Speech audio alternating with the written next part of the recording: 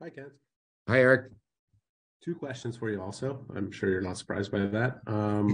The first one is we've heard so much about the first round of this draft. There's been incredible, perhaps bigger buzz than there has been in years past in terms of the quality of players available. I'd like to know what your perception is of the quality of players available and to what extent that you believe you could not necessarily get a generational player at five, but a franchise player. I don't, it's a difficult thing to do, Eric. We're going to take somebody at five for me to say that that person has the potential to be a franchise player is putting a pretty significant label.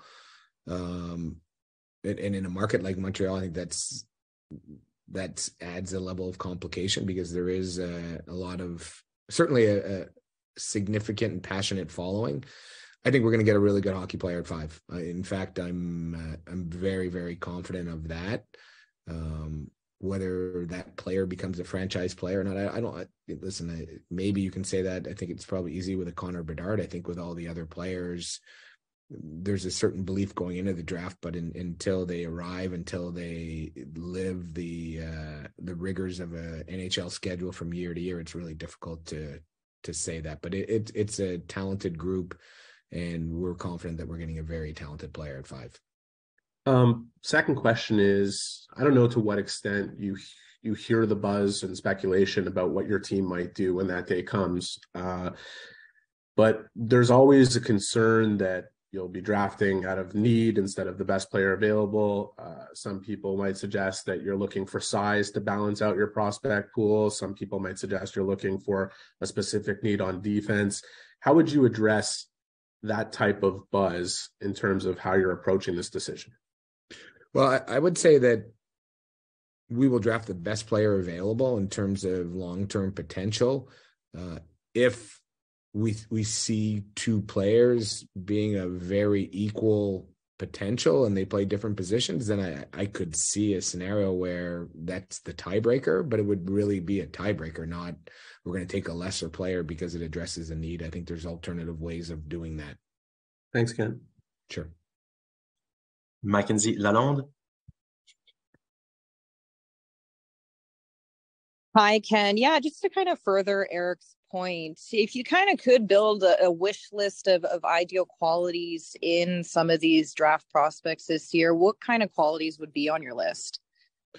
Well, I mean, we certainly value hockey sense, character. Those are two that are going to come out all the time.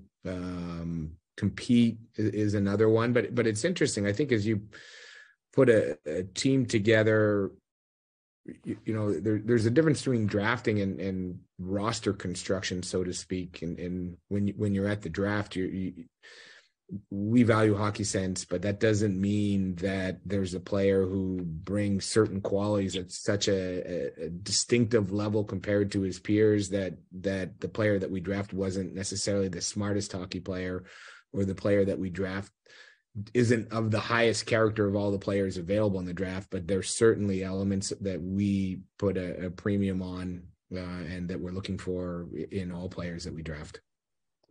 Thank you. Sure.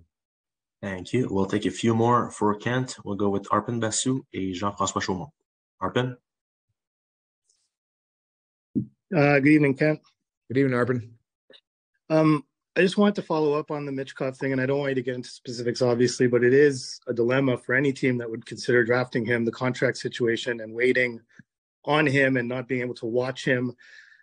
Can you just give a sense of how big of a factor those unique elements of his candidacy or his case present to you or any team actually picking him?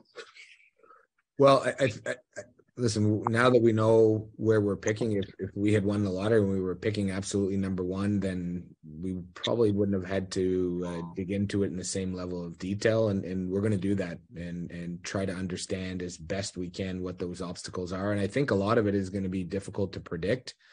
But I think it's going to be for any team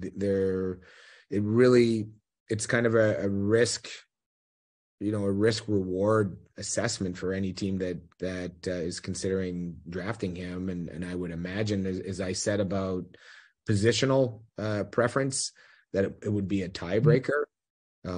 So for somebody else, I have to believe if you're considering Michkov and another player that you deem very, very comparable in terms of talent and potential, then those factors are probably going to weigh him down. But we're not there yet where I can say to you that we believe there are others equal to him or that he's equal to them for that matter.